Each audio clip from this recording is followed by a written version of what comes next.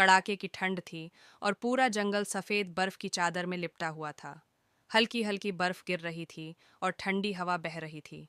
जंगल के बीचों बीच एक बर्फीली नदी बह रही थी, जिसकी सतह अब जम चुकी थी। नदी के किनारे एक नन्हा बतख, डब्बू, अपने नर्म नर्म पंखों को फड़फड़ाते हुए खड़ा था। उसके पास ही एक छोटा खरगोश, गप्पू, अपने पंजों से बर्फ को कुरेद रहा था। डब्बू, देखो, नदी की सतह जम गई है, गप्पू ने खुशी से कहा। डब्बू ने अपनी छोटी सी चोंच से बर्फ को छुआ और धीरे धीरे अपने जालीदार पैरों से बर्फीली नदी पर कदम रखा। ओह, ये तो बहुत फिसलन भरी है, उसने आश्चर्य से कहा।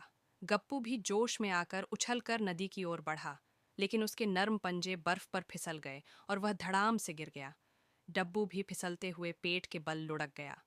दोनों ने एक दूसरे को देखा और जोर जोर से हंसने लगे।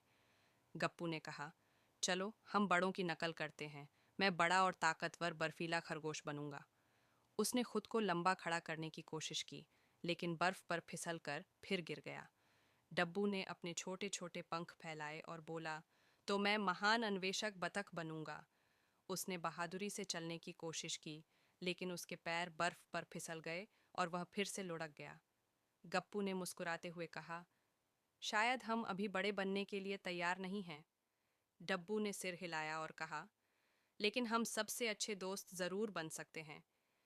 इसके बाद दोनों ने दिन भर बर्फ में खेला, नदी पर फिसले और बर्फ से अलग अलग आकृतियां बनाई।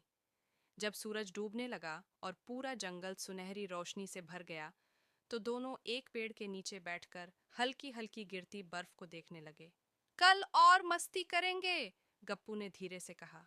हाँ, डब्बू ने खुशी से जवाब दिया, हमेशा के लिए सबसे अच्छे दोस्त। और फिर दोनों अपने अपने नरम फर और पंखों में दुबक कर मीठी नींद में सो गए, नए रोमांचों के सपने देखते हुए।